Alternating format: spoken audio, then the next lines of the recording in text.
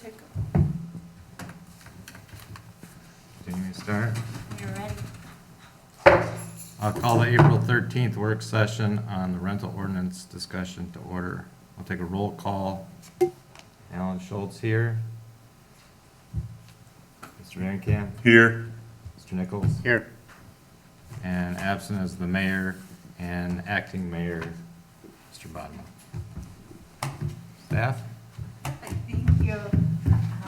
Mayor, we've had, Natalie has a presentation. If you give me just a moment, I will pull that up.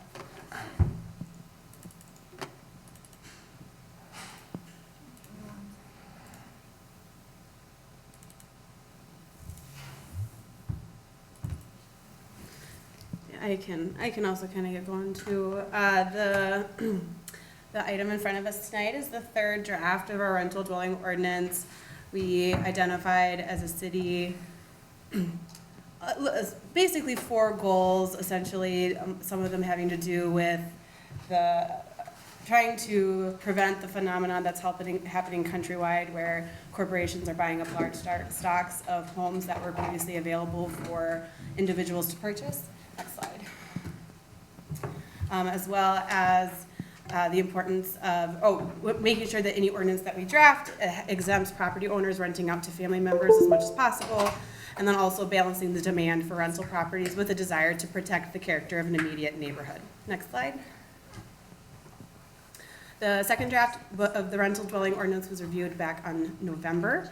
The council provided a number of directions, including a desire for further refinement of the exemption process to surpass licensing and density limits, clarifying the effect that this ordinance would have on our manufactured home park in town, adding clarity and definitions for apartments, single-family homes, twin homes, and townhomes, clarifying language for the requirement for property owners to notify the city when a relative homestead status no longer applies to a property. We decided at that meeting that licensing for short-term rentals will be handled as a subsequent process, but needs to follow soon. Next slide. There was a desire for property maintenance violations to also count towards the strike system that was proposed for criminal conduct, and then a look-back period for violations of 18 months instead of 12 months. Next slide. Additionally, our public safety director provided some feedback at that meeting, wanting some considerations towards possibly removing an exemption for owner-occupied units that rent out multiple bedrooms to unrelated adults, considering a requirement for a property manager to live within a specific radius of a rental property rather than the 7-county metro area. He preferred for the code compliance official to be in charge of compliance with the strike system in coordination instead of the public safety director being in charge of that. And considering a presumptive revocation of rental licenses after a certain number of violations with the option for a hearing in which an appeal of the revocation can be requested. Next slide. So a lot of work has gone on since the second draft, and a few discussions with the city attorney to kind of balance the feedback that was received. I did meet with the operator of Maple Hill Estates, and the meeting went, I would say, very well. He really did not have any concerns with how the property maintenance code and the rental license limits would impact him or anyone else at his property. So he didn't have any concerns, and I gave him drafts. And he's had almost 2 months now to provide any further feedback. So I think we are safe on that. It should not have a negative consequence for Maple Hill Estates. It should lead to some positive outcomes. I did add probably went a little crazy with the definitions that I added, but I added all the ones that were requested. Next slide. And then several clarifications. There was an issue that came up recently with a property owner letting out a shed to someone, and the police came across that, and they wanted to make sure that we added language so that it's clear that when a structure such as a shed or garage that's not meant for human occupancy, that's not something that you can let out. So I added that language as requested. I added an exemption of residential facilities licensed by the state from both the rental license limit and the rental density limit. Those are protected by state statute, and so the city attorney agreed that we should not mess with trying to limit those. The language was added to clarify what qualifies as a residential homestead and the expectation of notification when that status changes.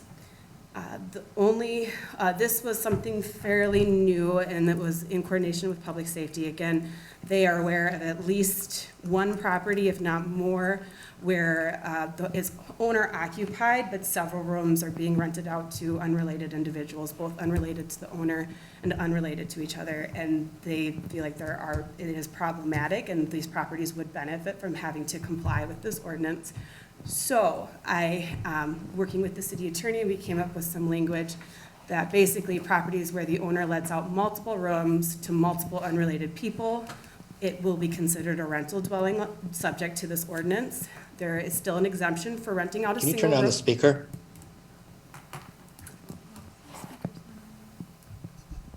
There is still an exemption for renting out a single room in the house, up to 2 people. So basically, you could rent out to a couple. And if you're renting out to a family member or family members, or you're renting out to a family that's related to each other, that would also be exempt. So it is a little complicated, but there are situations where we think that this will help clean up those properties. Question, just Yes. real quick, and I'm sorry if this isn't a good time. In that case, does that property turn into a non-homesteaded? No, it would Okay. not affect their Got it. tax status. No, they would just need to get a license with the city. Gotcha. And they would need to go through the inspection process as it's currently written. Okay. Next slide. The proposed radius for property managers has been changed to 90 miles of the rental property. Again, this number was a compromise between me and public safety. I had originally said 120 miles, thinking roughly a 2-hour drive.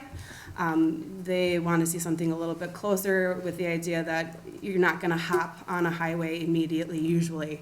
And so 120 miles might actually be a little bit more than a 2-hour drive. And 90 miles should encompass most of the Twin Cities. However, this is a number that we can definitely play with if you would prefer to see a larger radius. I would not recommend going shorter, just knowing that we have some property owners in town that you have a cabin up north, and they might want to remain the property manager, they might not want to appoint. So trying to find a happy middle with that. The strike system, working with the city attorney, he wanted to see the property maintenance strikes counted separately from the criminal behavior strikes. Not mowing the lawn is much different than indecent behavior. And so we would track it separately, and what's proposed right now is basically 5 strikes within 18 months before a revocation hearing would be required. The code compliance official is now responsible for the strike system, which is me. Is it 5 strikes of criminal behavior is what? No, it's still 3 strikes for criminal behavior and 5 strikes for property maintenance. And so once they hit either 3 criminal or 5 property maintenance, that's when we would have a revocation hearing for the license. Okay. Or combined 5 strikes? Not combined. We have to track them. The city attorney suggested tracking them separately. They're very different, and it's possible that you would have, like when we go out for code enforcement, it's possible that you would have 3 violations within one visit. Okay, Yeah. I just want to read that. It's 5 strikes within 18 months. And I'm sorry if that was worded improperly on the slide. So it's 3 3 strikes for criminal behavior. 5. Yes. Gotcha. Yes, I apologize for the confusion. The city attorney urged making the revocation hearing to be automatic rather than the revocation automatic, as was discussed at our last meeting. The effective date really should be after the revocation hearing. We did make an exception, we did carve out an exception for life-threatening situations where staff needs to take immediate action to protect public safety. But other than that, he strongly urged to protect due process of the tenant and landlord to have the revocation hearing before we revoke a license. The idea behind that is if the license is automatically revoked, the tenant needs to leave the building. Otherwise, you have violations that start adding up, and it would be a shame to make someone move out just to later turn around and not revoke the license. That could cause a lot. So that's, again, where due process comes in. Language was added so that when an occupant calls for help and unrelated violations are evident, police and staff are empowered to follow up on a situation. Again, this was something that came out of recent discussions with public safety. The examples that provided to me by public safety seem a bit extreme, but I think this carve-out is for extreme situations. Next slide. There was some desire to have a net public benefit standard when reviewing the exemption process. The city attorney and I struggled to come up with language that, because it's a vague term and it's not a PUD. So you want to have a standardized licensing review process. And so he recommended to remain or to keep a process that's based on a demonstrated ability to comply with our licensing ordinance. So essentially looking at the track record of the person applying or corporation applying and their ability to maintain their requested number of rental properties. Does this mean it might be difficult to deny someone who wants the exemption of a fourth license? Probably, if they have a good track record. Could we deny someone that's buying 50 properties throughout the city and wants 50 rental licenses? The city attorney thinks that we could, because the idea being they're too spread out, you don't have central management, and we're not convinced that you have an ability to maintain the amount of properties you're requesting. So that was kind of his thinking. However, if the council, yes. In a case like that, where the applicant maybe already has 4,000 properties in other states, I'm not sure it would accomplish the policy objective, because they may have something that they could point to. But it still doesn't meet our top objective in the purpose slide at the beginning. For someone asking for a fourth rental? Somebody coming in and say, this development isn't selling, I'm gonna buy out the rights, I'm gonna build everything and turn it into a rental. And I've done it 200 other times. I see what you're saying. The way the city attorney worded it is if they're buying up a large amount of properties, that would be slightly different, because where is your centralized management? We don't think you can have the ability. If you're that spread out, you have 4,000 properties throughout the state, how can you guarantee us that you're able to actually individually manage each of these properties? So I do think you would still have the discretion, the way it's currently worded, to deny that. What I think it's gonna be harder to deny potentially is a mom and pop who wants to have a fourth license in the city. So if there are standards for review that you guys the council, not you guys, the council would like to see, we do need, I think the question is, what specific evidence do you need to see from an applicant to consider the exemption? We don't want to make it impossible or burdensome to be able to prove for the typical property owner. Next slide. The rental density map. When I attempted to do my best go of it, I realized I don't have the expertise really needed to create the block boundaries within GIS. So staff had a quote prepared, or I had a quote prepared with Stantec to create a rental density map. And I will be working directly with them to actually identify each block boundary. It's going to be a lot, but the reason why it's going to be a lot is because our urban blocks are much smaller, or they have more properties within a much smaller area, and then we have a rural area of town where the blocks can be much bigger. So I will be working with them directly. I will be trained to maintain and update the map going forward, but I will need assistance to getting this set up and operating and have it be an interactive map that's available online for the public. So I do have a quote attached to the application, and I did, if you want to go to the next slide, did provide an example for us to potentially work through if you see any problems, but this is an example of an urban neighborhood we have. These are the block boundaries that fit based on the definition in our draft. And some blocks are going to be smaller than others. There's really no way around that, but just trying to find an even balance of when properties are touching each other, and then also blocking properties that have the same road access as others. Next slide. And this is similar. This is an example of the rural. So it's almost easier to do the rural blocks because you can encompass much more land, and you almost have to put in an arbitrary boundary just because you don't want the blocks to get overly big either. But those are some examples of what it'll look like. But those are two fairly small parts of the town, and there's a lot more to do. Next slide. So next steps, tonight, staff is looking for direction on any further changes you'd like to see to what has been prepared for the rental dwelling ordinance, the property maintenance code, and the fee schedule. And then, again, the examples of the urban and rural block boundaries, if they have any thoughts on that. And then I can take that into when we start working on the rental density map. The other question is, are we ready to move forward with the adoption process? Evident by the fact that our public safety director is not here tonight. I think he's pretty confident what we have. He's at the choose. Oh, that's right, that's right, He was, okay. at a I training, did so have a meeting with public safety, though, on the draft, and I believe that we are on the same page, and that we're fairly comfortable that it's ready, unless there's additional requirements you'd like to see as a council. And the other question we haven't really answered is, this does not require a public hearing, and it would not go to planning commission since it's not in the zoning or subdivision ordinance. But does the council want to hold a public hearing at a council meeting before adoption or at the same time as adoptions?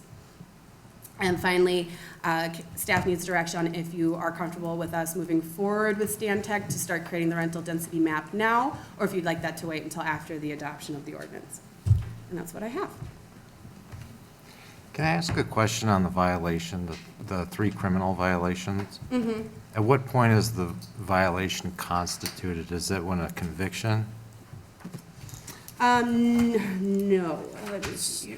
So- Kind of unclear when I read this. It just talks about a violation of statute. So is that at the determination of the public safety director, or is that at the determination of a court? My understanding is the way it's written is if they go to an unruly party and they hand out tickets, that would be a strike against the Okay, license. so if a citation is issued? Yeah. Okay, Yeah, so I don't think the actual charging, they can come to a hearing in front of us and ask for the strike to be removed if it's Yeah. something like that where they weren't charged, but it would still be counted as a strike without that process. There's still a process for them to ask for an appeal, essentially. okay. But the reality is, the point of it is to try to prevent unruly properties. I think what comes up most often is parties that get way out of hand. Yeah, I'm just, some of these we probably don't issue citations for, right? They're more if we actually arrest somebody. Correct. So it's, yeah, violation of the Minnesota state statute. So it'd be something that gets reported to me by the police. It'd be an incident, they've gone out, and it would be cited against the property. And the property owner would be notified by me that there's a strike against the property. And if they want to appeal it, then they could do that in front of the council, if, in terms of feeling that there was extenuating circumstances or it was charged incorrectly. So it's not that there isn't a process for them if they don't get formally charged, but if there is a situation where it's a violation of these statutes, it would count as a strike. We're not looking at the final court agreement that they reach. Criminal damage to property, that wouldn't include damage to its own property, would it? That's a great question. I can clarify that with the city attorney. I think I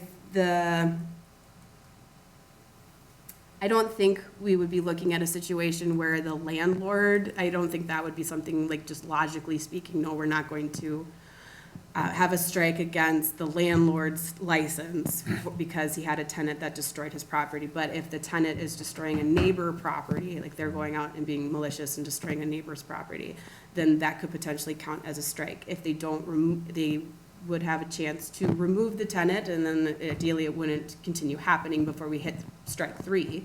And if it's a situation where they can't evict the person for whatever reason, the court process isn't playing out, we would have a process to appeal with the city council to work with them. That's, again, an example of circumstances beyond their control. Sorry, I saw your hand. I was going to suggest that maybe the landowner would want a strike in the event that their own property is being Yeah. damaged by the renter, because it helps them to get them out. Yeah, fair enough. And we can definitely, there's nothing in here preventing me from giving the landlord a strike if that's their desire. I would recommend that we remove it once they no longer need it and the tenant has been removed. But again, there's an appeal process that we'd be able to handle those kind of tricky situations. In terms of alternate criteria for, large applicants wanting to take over a development or something like that, I had a couple suggestions. City attorney, I think, had suggested ability to meet maintenance requirements. Can we also have a demonstrated ability to prevent the public nuisance criminal charges strikes as well? And adhere with that part of the requirement? So a demonstrated ability to, Maybe proven track record would be even better, of administering properties and avoiding whatever the term we're going to use for the criminal strikes. okay. Talking background checks. No, I'm It's a whole talking, different- show me 1,000 homes where you haven't had Oh. somebody get, For the applicant Strikes. to be able to get 120 yeah. home development. So basically, the crime rates at the properties they already manage, that would be the evidence they would show you. I don't know if you would have, maybe. Okay. If Matt was here, I would ask him what he would look for. How do we check That'd be difficult. their I think. information, because they could write anything down, right? Yeah, I mean, but they would have to prove it to us. So How do it would you have to be something we're comfortable How with. do you prove you're not in violation of something, though? Yeah. Right? Yeah, no, that's why I'm struggling with that. Because I think with like the property maintenance code, that is something that we can look at other licenses they have, particularly if it's in this area. Like, we can see Maple Grove, if there is a license, if they have properties in Maple Grove, we can see how those the standing of those licenses. Not all cities have a crime-free ordinance or strike system similar. But it is pretty typical for, I would say it is, I mean, not mandatory, but it is fairly typical for a property maintenance code aspect to be involved with rental licensing. I do think Minnesota in itself, it's fairly common to see some kind of crime-free ordinance, so maybe if we're looking at their track history in Minnesota, it might be easier for me to pull up and confirm. I just don't know about other states. I don't know, I only know Minnesota very well, I'm sorry. So I can definitely ask the city attorney on that. But I don't have an answer for you tonight on that one. Be part of the application process. Mhm. We could have that as part of the application process, potentially asking that question if they have other violations or if they have any other licenses Mhm. where they are, so we could do. Mhm. Application process for what they're going to purchase For or the, exemption, if they want an exemption, would we? Yeah, and then I would keep in mind that the density exemption is much more fluid and is pretty much at your discretion. There's really, it's a little different than property owner requesting additional licenses. So if it were a situation where you're worried that a corporation's gonna buy up 50 homes within a given neighborhood or development, the density would probably be a much easier thing to lean on. Because the public policy goal is we're not trying to change the immediate character of the neighborhood versus trying to limit someone's ability to have a rental property. It's a little different, so. That makes sense.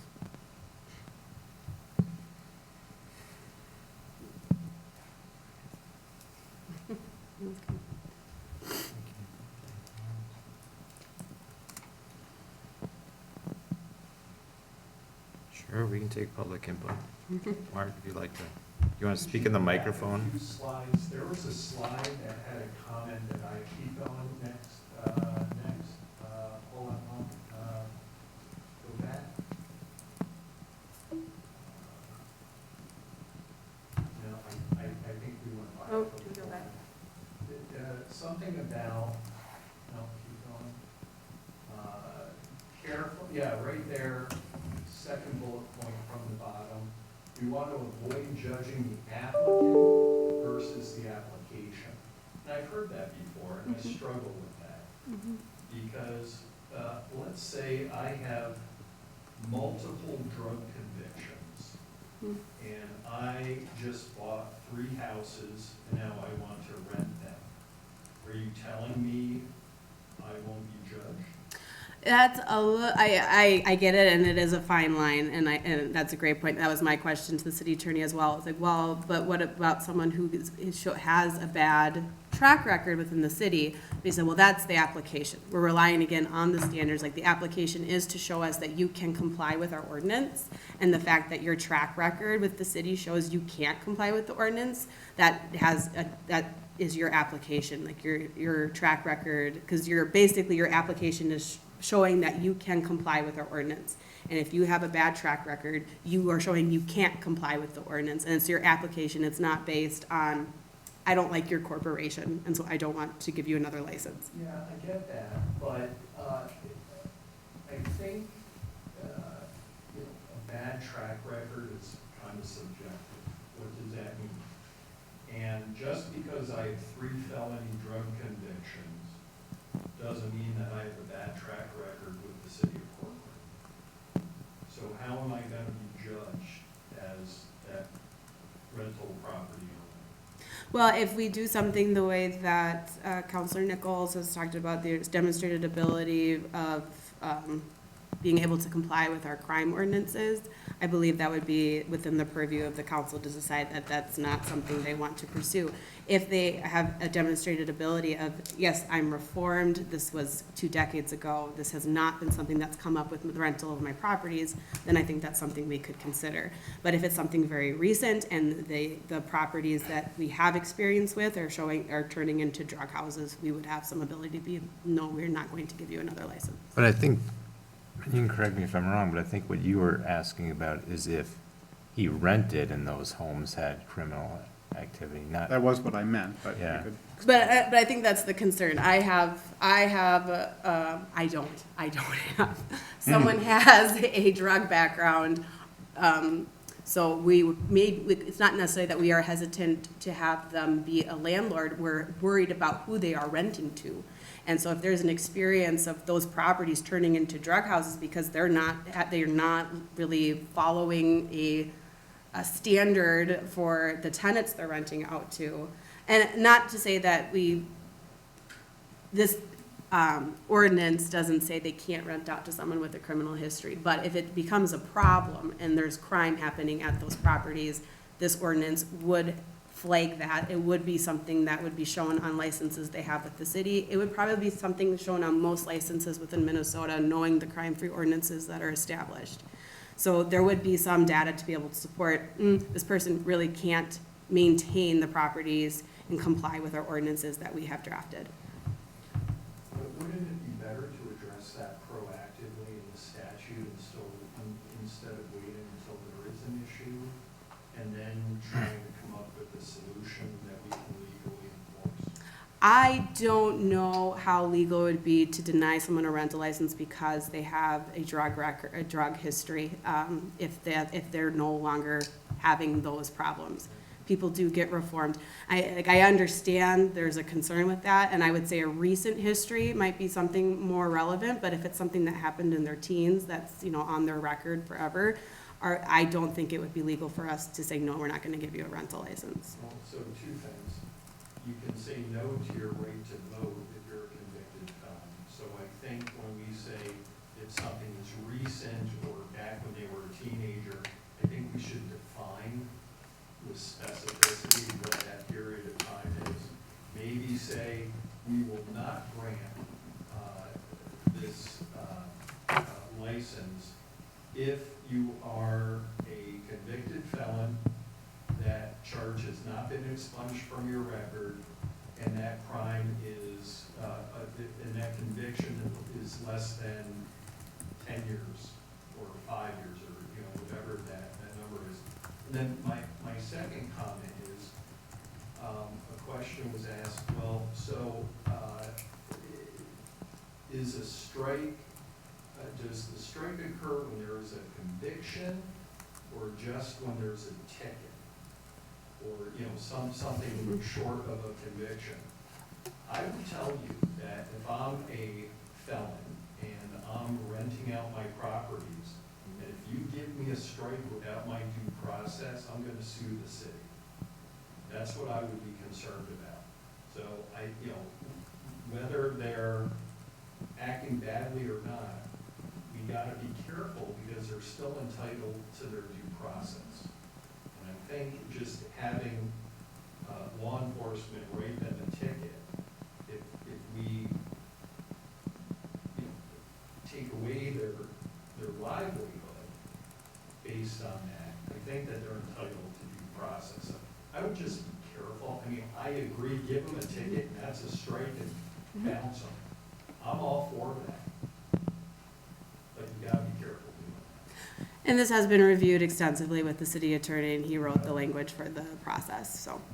So I am very comfortable that what we're doing still allows for due process. There is a way for them to remove strikes from the record, and it's not that one strike you're out. There is multiple strikes that are happening against the property, and there's steps that they can take. There's steps they're required to take to move forward once a strike has been identified. Guys, one more question. Are there plans, like if this goes through, are there plans to hire a bunch of additional police officers? No, this time, the rental licensing will be administered by myself and the planning technician, and the police officers being called out to the properties are already happening. They wouldn't be doing additional work. They would just be notifying me of when it's a rental property for me to follow up. Yeah, and that's not why I asked the question. I asked the question because, and I come out of law enforcement. I was a 22-year law enforcement officer. Rentals equal higher crime rates. It's just a fact. I'm all for rentals, and I'm all for affordable housing. But the fact is, there is a higher crime rate associated with those. I'm not talking about infractions or loud parties. I'm talking about the crimes that will be occurring and committed by some of these residents. And if we are now seeing an influx of renters, I'm concerned that we're going to be understaffed. I think your point's taken, but this isn't designed to encourage more rental properties. It's designed to manage the properties that we have in existence and proactively manage those that to come, really. Understood. And, excuse me, at this time, the number of known rental properties that are subject to this ordinance is fairly unknown, and I have a little bit of a list, but it's not a whole bunch. So it's something that me and the planning technician are working on in terms of tracking his time, and right now he's also taking on code enforcement, so what's actually planning, what's code enforcement, and he'll be tracking time spent on rental. So if it becomes clear that all of a sudden all of his time is going towards rental, then I will have some data to ask for an additional staff member as needed. So, but at this time, we don't have data to really support an additional rental inspector. But this system should generate revenue to cover its own cost. That would be the long-term plan. Exactly. The proposed fees are kind of a middle ground, but if we find that they need to be raised based again on, once we have some concrete data, we'll be able to do that. Would this impact Airbnb? This does not. That was identified as a subsequent goal that we will be pushing forward next, but it's a separate process. There's a little bit more that goes into rental B&Bs than long-term rentals. So this really does not address short-term rentals. Thank you. And we talked about that related to people trying to find someplace to stay for the Super Bowl or World Series or all those things, just that whole mindset. But as Natalie said, that it's not really covered in this yet. Getting ahead of yourself on the World Series idea. We did it twice. Super Bowl, that's a whole different thing. Go ahead, Tom. I have to say, I've not been tracking this really at all. But can you go back, can you look at the map of the GIS map? And- Do you want the urban or Well, rural? well, the urban one, suburban. Suburban. How big are those, the grade, each of those is a separate region? A separate block, Separate yeah, they're block. grouped a bit differently. The smallest block on the north side of Wildflower Park, I think, is about 8 homes. Yeah. Yeah, and the larger block, I think, was closer to about 20 homes, one that kind of, yeah, there's probably about 20 homes there. And by dividing it up into small, what's the group? So the idea is each block, you wouldn't have more than 25% of it be rental. So, a block between 1 and 14 homes at most, they could, and that might be something we want to discuss right now, based on the Winona ordinance I took it from, they would be allowed to have 3 rental dwellings on a block with, 14 or less homes. And then it goes up, so a block with 24 homes or less, they would get up to 6 rental dwelling licenses available to that block. And the notion is just that you're going to spread rental properties. Yeah, keep it at a 25% cap in our low-density areas. You could do that regarding all of Urbana as one unit, or, but you're. Yeah, It looks like you're trying to avoid having all of one street be rental properties.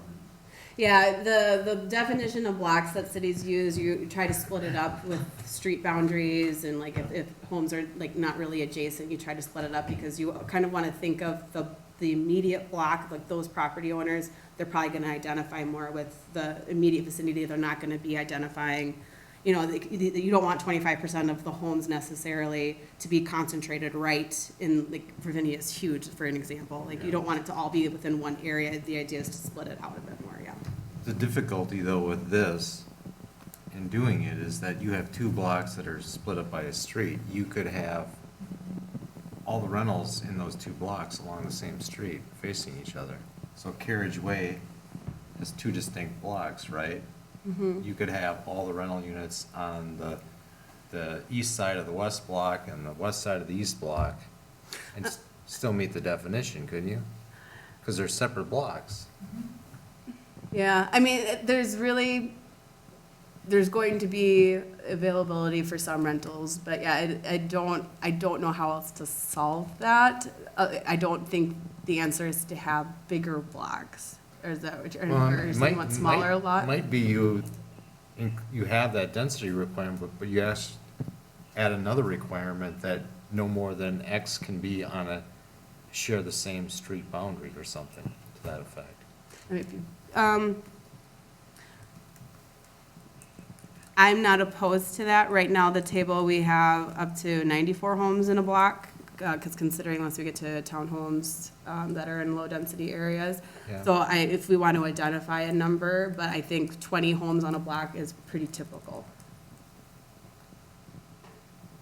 20 homes in a block. Would be fairly typical. As far as the size of a block? Yeah. Most of them are gonna be about Yeah, 20 yeah, I would say Yeah. that would be fairly typical, 20 homes or less. No, I'm just saying, in this method, there's nothing to stop you from congregating all your rentals on one street.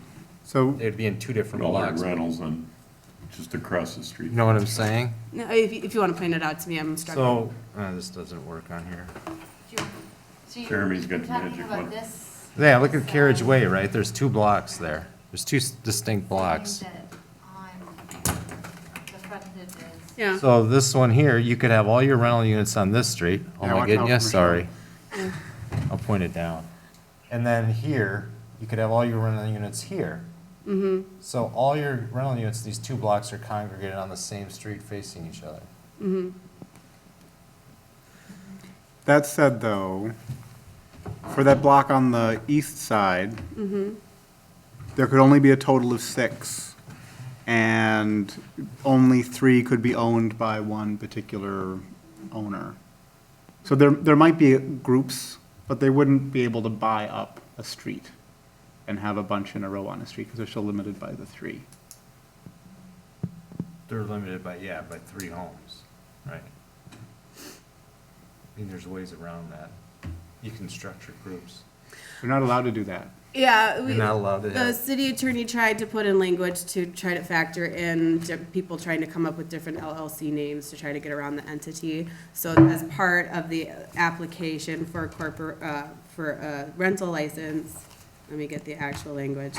It's pretty wordy, but it was, what he thinks was the best way to try it. So principal owners or controllers of legal entities which own one or more rental dwellings shall be subject to this cap as individual principal owners or controllers. For illustration but not limitation, no person or entity may circumvent this restriction by maintaining ownership interests in multiple separate owner entities, and each such ownership shall be counted toward the cap set forth herein. So as part of the application, we would need to know, all business entities seeking a license shall provide a list of all principal owners, officers, managers, and directors of the entity. So that'd be something that we would look in with applications. okay. Natalie, I'm trying to put my hands around the possible concept plan that may be coming to us related to the 30-some odd acres of all being rentals. I know we gave plenty of input on what we would or would not support. If that were to come in as all rentals owned by one company, how does this apply to them? You have the power to exempt them from both limits. That's all we would do, is we would exempt and go from there. And your reasoning would be they have a central management team On that site. provides on-site management Okay. daily, and they can comply with your ordinances. So, Could we also say no? I believe you can also Yeah. say no at this point, if you believe that they are not able to show that they can meet the ordinances, yes. Well, I think do we that's have what other we means talked of saying no, other than compliance with ordinances? The city attorney strongly suggests we fall back on the standards, and so if there's additional standards we want to add, but it's a tricky spot trying to limit private property rights. Okay. I think the crime one is a good one to explore. The other notion that I would like to toss on the table for dissection is, can we consider a demonstrated ability to maintain the value of the property over a long period of time and the value of surrounding properties over a long period of time? Meant to prevent cases where, a development or a home may start at the top end of the market, and maybe they maintain it that way for a period of time, but eventually, newer rentals get built, and the top end of the market will tend to congregate at the newest, poshest places. Now this is mid-market, and it's no longer maintained to the same standard, and it begins to occupy a lower part of the rental hierarchy. I hear what you're saying. I think defining it on value might be difficult, since there's times where the market value will drop outside of property owner's control.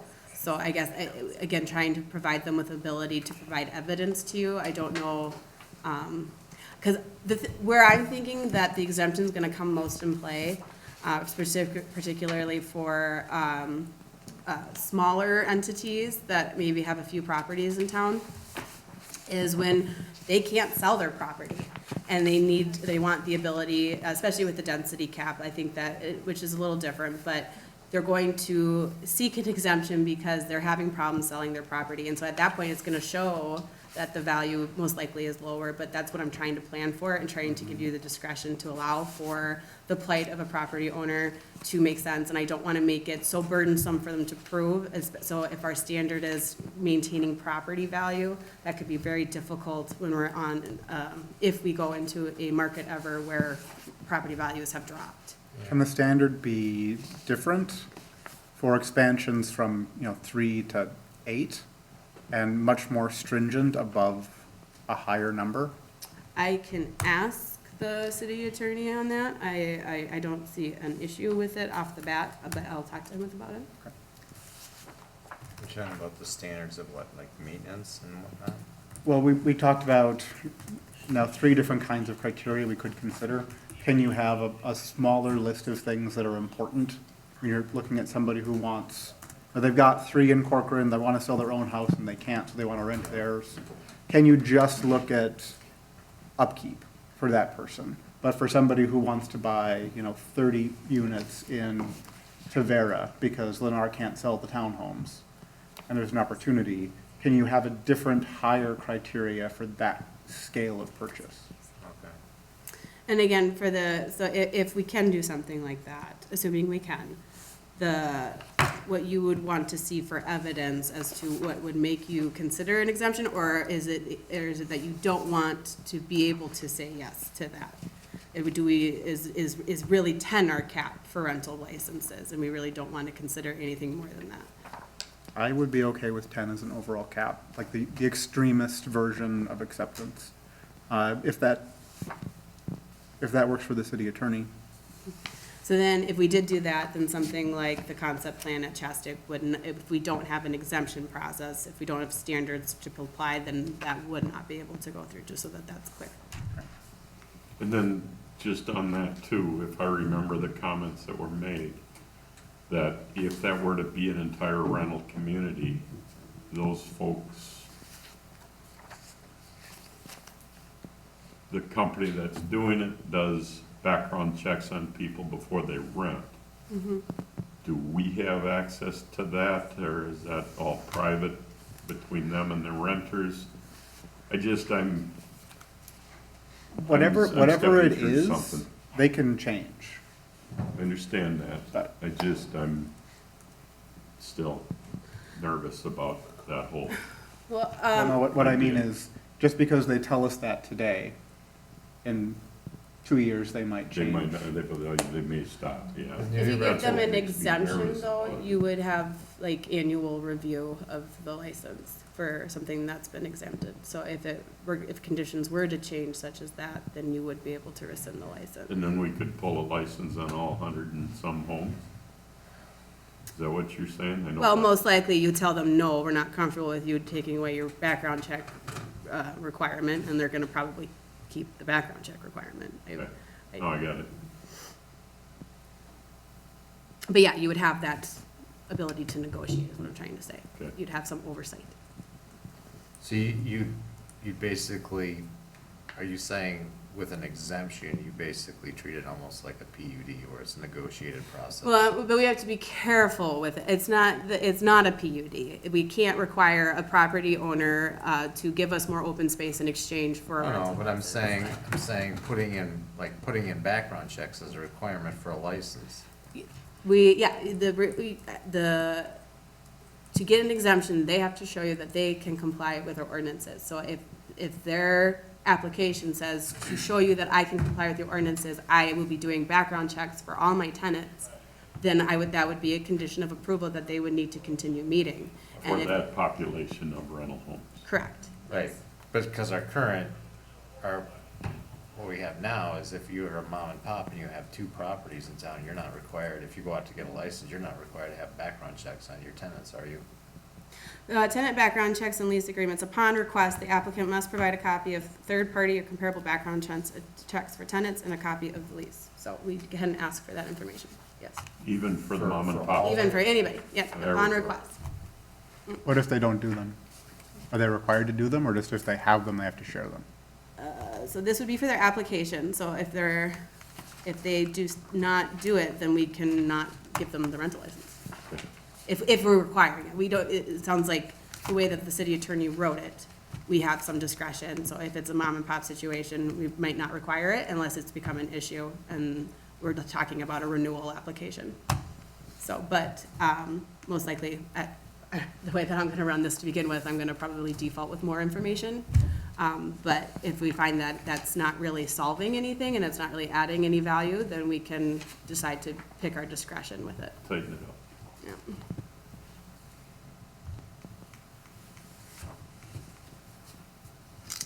Just, again, my concern, make sure our attorney says we can make sure we can tighten those requirements at any time without too much resistance from, you know what I'm saying?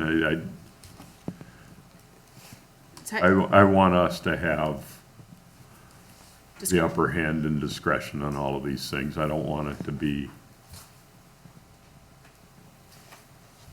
Yeah, and It's tricky, because if you want discretion, with property rights, there's just a tricky balance to Yeah. follow. Yeah, But that's why if there are standards that we want to go to, and I think, trying to factor in some crime rate, criminal aspect, I'll talk with the city attorney, that probably makes the most sense from what I'm hearing. But yeah, I guess I would like to understand where the rest of you are falling on whether or not we just want a 10 cap and we don't want an exemption process for the cap, or we still want to have some exemption, because if we have a 10 cap, then you would not have discretion as a council to approve an exemption, essentially. we wouldn't have the exemption to approve 120 some. Correct, yeah, if there's a situation where it's an upper scale rental property where they'll have on-site management and address all of your concerns, you would not have the ability to approve that without going through an amendment process to the code. What do you think? I think I said it at the last meeting. Well, it's 10 units in single-family detached, or is it 10 units all? even Single-family detached. Well, no, it would be 10 units. Because if it's an apartment, Yeah, it doesn't apply to apartments, but it would apply to twin homes, townhomes, and single-family homes. And then the density cap applies to low-density residential areas, so it wouldn't apply to an area guided for medium density or above, but our anything 5 acres or less, so our rural residential and our low-density residential areas would have the density cap. It's hard for me to give you an opinion on that, because there's 2 other council members. I mean, I would love to hear what they have to say on that. Me too. No, fair That enough. sounds like I'm punting that one down the road, but that's a major point. No, it is a major departure, but that was basically the direction from the city attorney, is if you don't want an exemption, you want to be able to say no without any pushback, then what you're saying is you really don't want an exemption process. And we should remove the exemption process, and the cap is 10, that's that, and that would give you the most discretion, that would give you the ability to say no, no matter what. However, then it also means that there might be situations that you want to say yes to that you won't be able to. Right. Can we leave that open for right now? And with my caveat of, I continue to hear there's this explosion of executive rentals and home rentals and people wanting to rent homes more than buy and own their own home. Is what we've been presented truthful in your mind? And I know it's very opinion related and those kind of things, but do we have, Data. is there data that there's a shift on homeownership to, I'm gonna rent for twice what So. you may stick into your Well, think about it. mortgage payment? I mean, the numbers that were talked about were Yeah. a 5-bedroom rental was gonna be $6,000+ and it wasn't gonna be a very big place. Is this for real and true? I have not been able to Yeah. get data or see things. Let me ask you this, though, before you Thank go you. down that rabbit hole. Just bring- If your goal is diversity of housing stock, do you accomplish it with single-family rental homes? Explain. so if somebody wants rental in Corcoran, If you want lower income housing, starter housing, first-time home buyer, new family housing, does it accomplish it? The numbers that I'm hearing on these properties are monstrous. Yeah, I mean, but take everything you hear with a grain of salt, because I very much am, I just, in how I'd many like years to I've grum- sat here, everything that's been told to me hasn't necessarily fully come to Right. fruition, so everybody's making a sales pitch. But I guess it comes down to is what's your goal? And what do you want to move forward with your goal, right? If your goal is diversity of housing stock, does it accomplish it for you? I think the other part that I would add to that, what is your goal? Let's move you closer to your goal. We're trying to build a community that has a sense of place and, people are here because they want to be here. If you have the statistic was 65% retention on that particular proposal, so 35% of your residents are leaving the community On every that year. rental, yeah. I mean, if you want a city that people are attracted to and they want to stay in because they value what the city values, you're not going to get that from a high turnover kind of development pattern.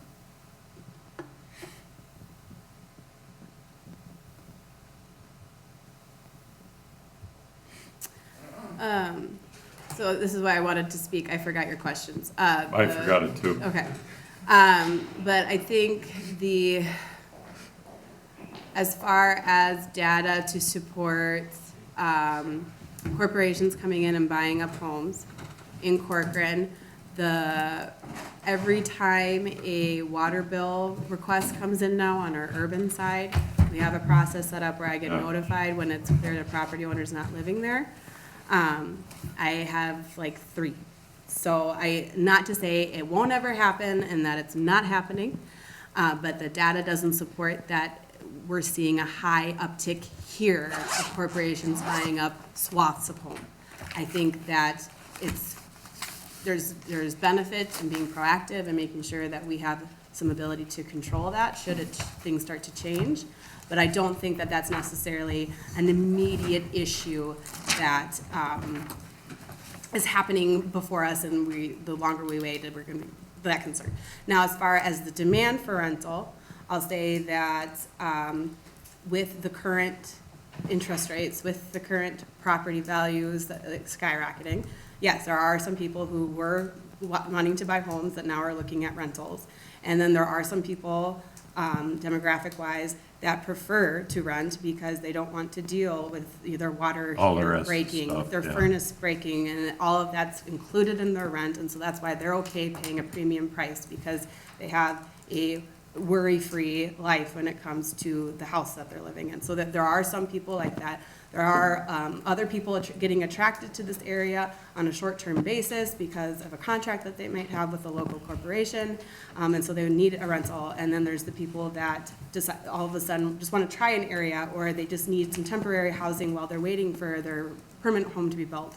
And so that's kind of where the desire to rent has seen some demand interest. Thank you for the education. How many rentals do we have in Bellwether neighborly? I don't know of a single one at this Okay. point, but I don't necessarily have all of it labeled, or I don't necessarily have all of the previous water bills. Right now, the That's process okay. is like new water bills coming in. I know of one water bill in Ravinia that's come in the last couple of, I think the last month or so. That will be someone I follow up with. And then someone contacted me. Again, it was a mom and pop situation Okay. where they were buying a property to rent out, and it sounded like this is their very first rental property that they're. So, and I don't believe that that's necessarily been finalized. It was something they were trying to understand the licensing process with the city. Thanks for giving me Yeah, not a problem. I'm happy. thoughts. Appreciate it very much.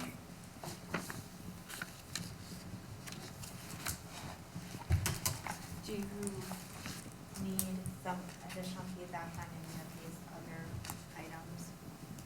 So, yeah, I think at Holding this that. time, what I'm hearing is we want to see if we can add some kind of criminal standard to our exemption process. We want to see if there's a way to have a slightly different exemption process for 3 to 10 units, to potentially even just capping it at 10 units, which we could do, but I think that's more of a preference with the city council, and we don't really have a gauge on that tonight, so that will have to come back.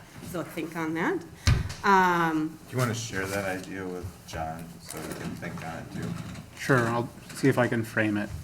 So we were talking through how to get an appropriate level of control and discretion for requests to go above the ownership cap of 3.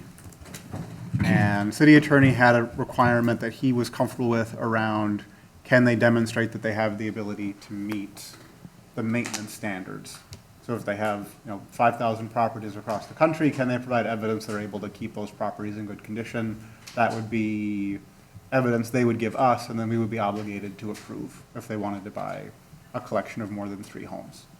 So we talked about what can we add to that. And one item that we wanted to think about adding is, can we have a similar level of evidence provided for criminal activity? That they're able to keep criminal activity at a low level and meet the criminal requirements of the strike system that we've put into code. And that led to, it'll be difficult for them to generate that kind of data. Would we want to think about, the reason for having the exemption is to deal with individuals who maybe already have the maximum number of rentals in the city, they also live in the city, and they want to sell their home but can't. So there needs to be a way to deal with those folks in a fair way, to give them an extra. But that, there wouldn't necessarily be a reasonable reason that that kind of a person has to get more than, say, 10 homes. We don't allow rentals right now. We don't control it. We do allow it. It's The unregulated. absence of allowing it means that it just goes, okay, fair, I'm following you. So the latest discussion was, should we just have 3 is allowed? 3 to 10 has some kind of exemption process, and we just cap it at 10. And then there's not a, because the challenge was, how do you control and prevent huge numbers of homes being, That's why we did it in the first place, I Right. think. And Why I do would, why sorry. do we cap it at 10? Why not like 5? could be 5. it's just a number. We're just throwing numbers out. And I would say that, you know, if we're talking about slightly different, like another aspect to it, and again, if there was support for the concept plan recently discussed, another component that could be added once it's above 10 is having a central on-site management available. So then you're talking about something that's, you know, like, again, if we do, the city attorney did believe if we're talking about 50 rental licenses by a single entity, that you would have the ability to say, no, there's no central management, there's no on-site, you're not able to individually manage each of these properties on a day-to-day basis. So that's why we're going to deny those kinds of exemptions. The issue more is having an exemption process that allows for, you know, again, the mom and pop situations where they might not necessarily have crime rates on their properties because they only have 3 rental properties, and trying to have standards that can be applied universally. It'd be so easy to manipulate that data anyways. There's no one in the United States that couldn't prove that they do a good job, even if they didn't, I think. So the poll was to the council, are we comfortable, instead of having an unbound exemption, do we want to cap ourselves and say, at X number, there is no exemption process? We just Yeah. don't go above that I number. would say, yeah. Is that where you guys were? We didn't give a formal opinion because 2 of you. And then just to be clear, with that exemption, then something like the concept plan that there was mixed support for a couple weeks ago, was it in March? That you would not have a process to be able to approve that. No. Okay. And I think, yeah. I qualified my support with, I'd rather have this particular thing be rentals than owners, so So, I didn't really support it. I only said I'd rather have it than something else, just Okay. for I clarification see, on my okay. own support, Okay, just for the record. Yeah, then I guess that wouldn't be allowed. okay. So I have 2, and we don't have the mayor's, Tom just texted me that he agrees with me. it's good to know. Yeah. I don't think Alan or Dean have really said which way they would favor it. I think maybe if we're comfortable, we could bring, it sounded like there were a couple other questions that came up. I haven't really seen cities that have a lot of renters that improves the quality of the city. Just saying.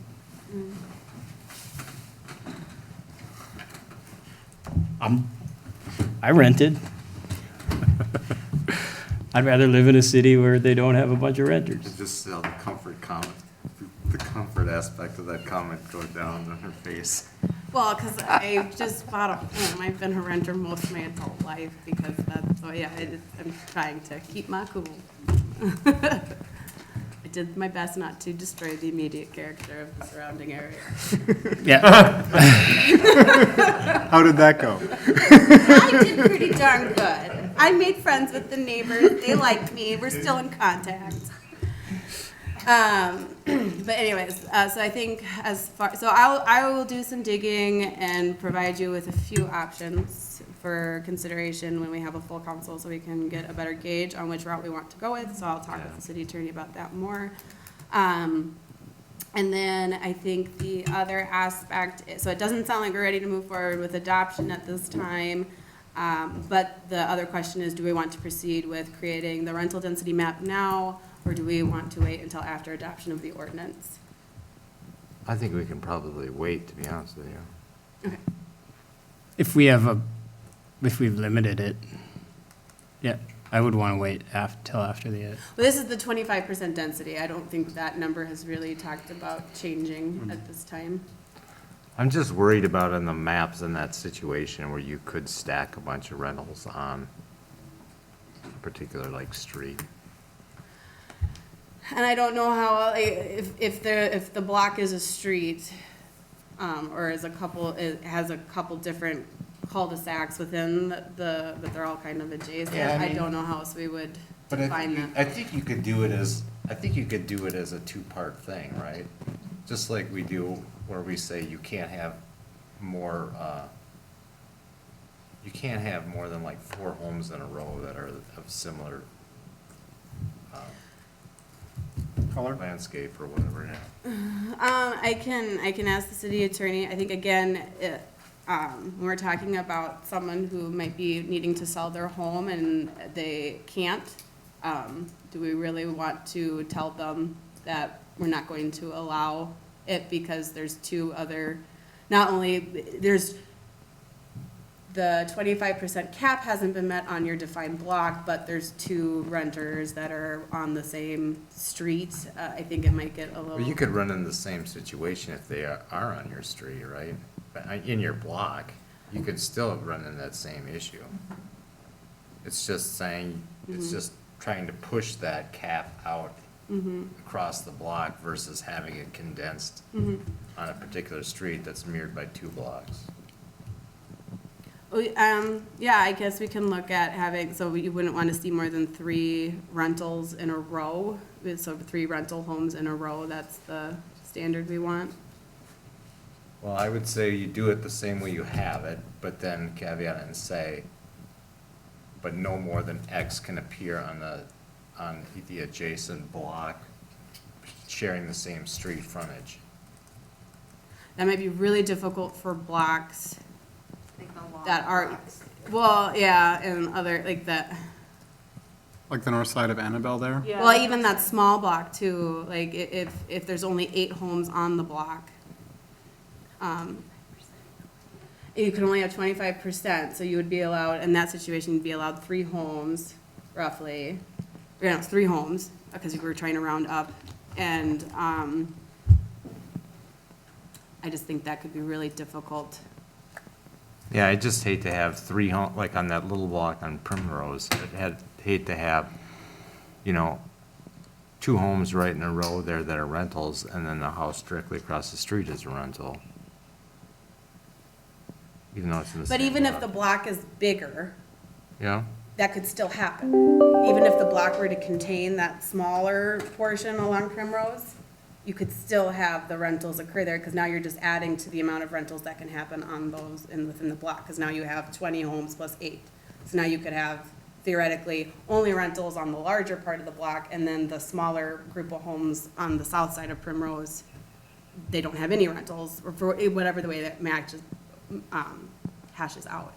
It really starts. yeah, I could see, I I guess can't, I don't know which property owners are gonna come in and want to rent out their home. Yeah.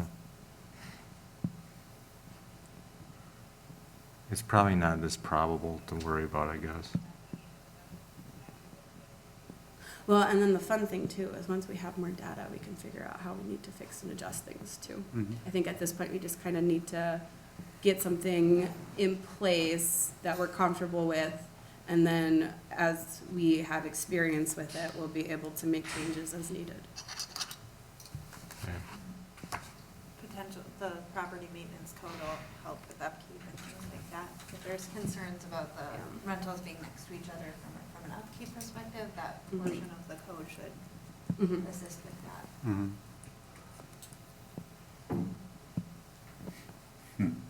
Was there anything we missed?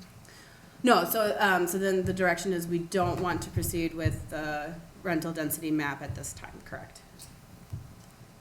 Any other- How long will it take to put together? It's gonna take some time. It's gonna take some back and forth. Will doing that slow anything else that you're doing down?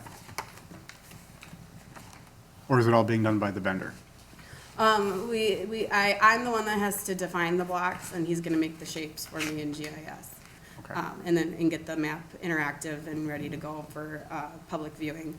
So, I would say I would like to get going, knowing that this is gonna be a process with some back and forth, and I would like to have something available from the get-go when we start accepting rental license applications.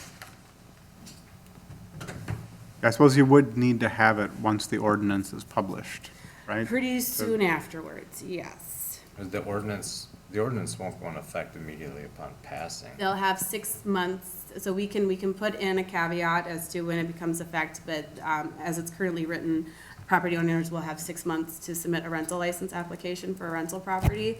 But then once it's passed, any new rental properties would need to be submitting a license pretty much right away. I don't know how we would Oh, caveat Okay. that.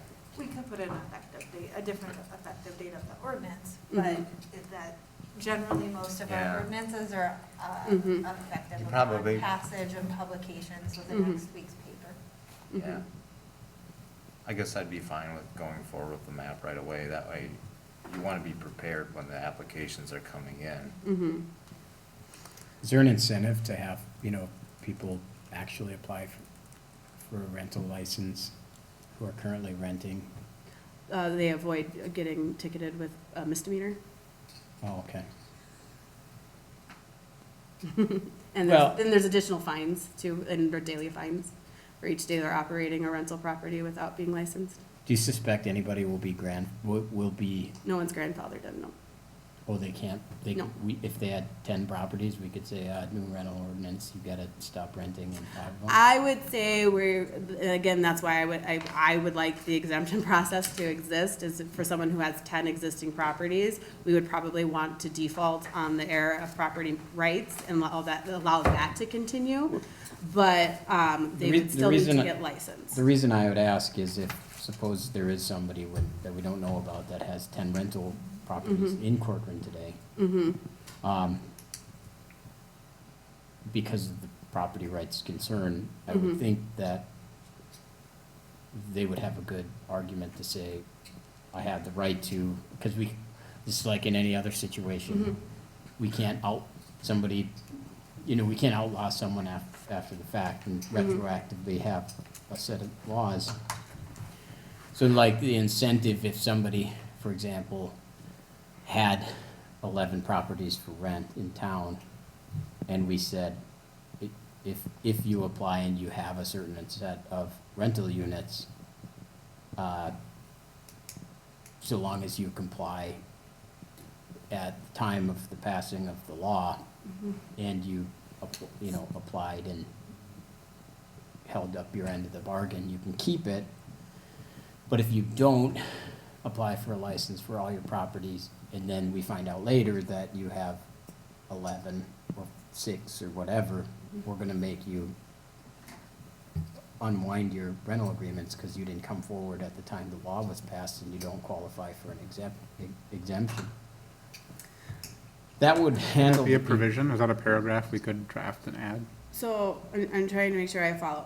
So essentially, if someone does not, so once we publish it and try to do our good faith effort to reach property owners that we believe may be rentals, and they are not bringing their property in compliance, not working with the city, then that would be handled through the misdemeanor process. And that, I think, again, yeah, if there's a situation where it's 10 property owners and they would need an exemption, but they've already have a proven track record of not complying with our ordinance, and there's not extenuating circumstances that appeal to the council to consider, then you would be able to deny that exemption. So that's a little different, but Yeah, I think you're making it different than what I'm saying.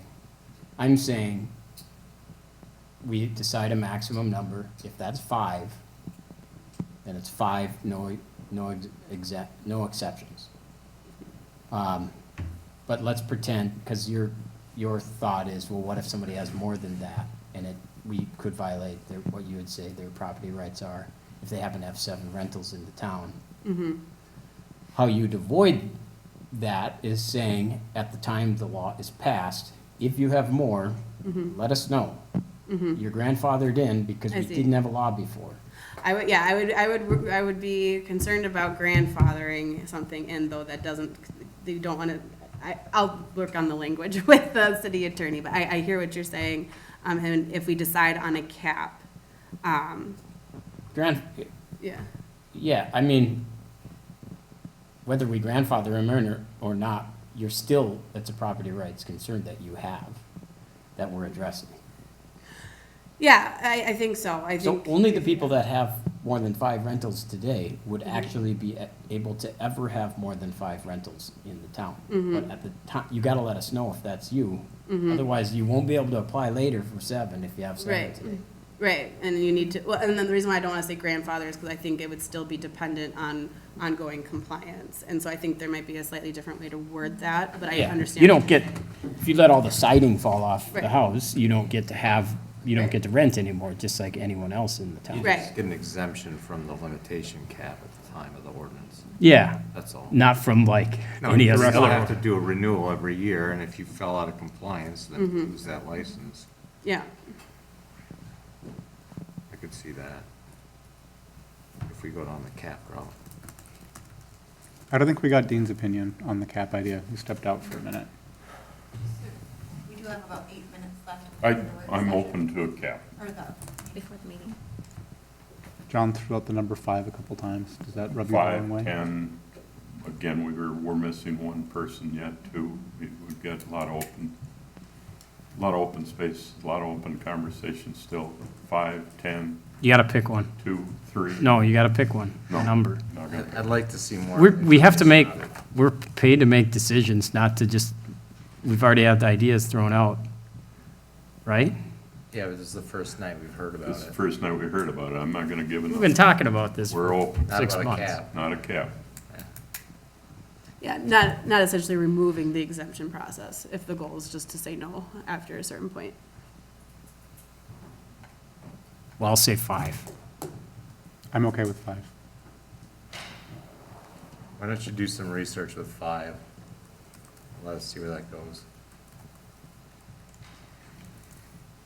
Well, the city attorney did say that we could have a cap, so it's more of, I guess I'm not quite following the research component.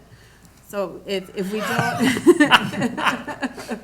what exactly did you want me to read? Research complete. So can we do 5 with a grandfathered exception for ownership as of a certain date? They have to prove ownership as of, Yeah, I think I Hate can to see a work on land the rush carve out out there. language. I know, say the dates today.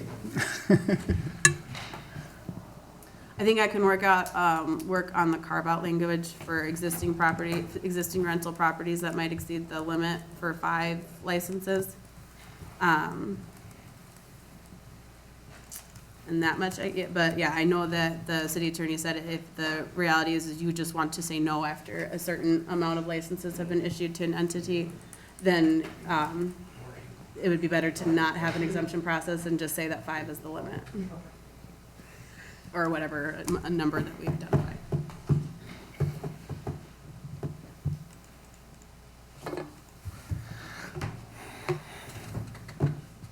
fine.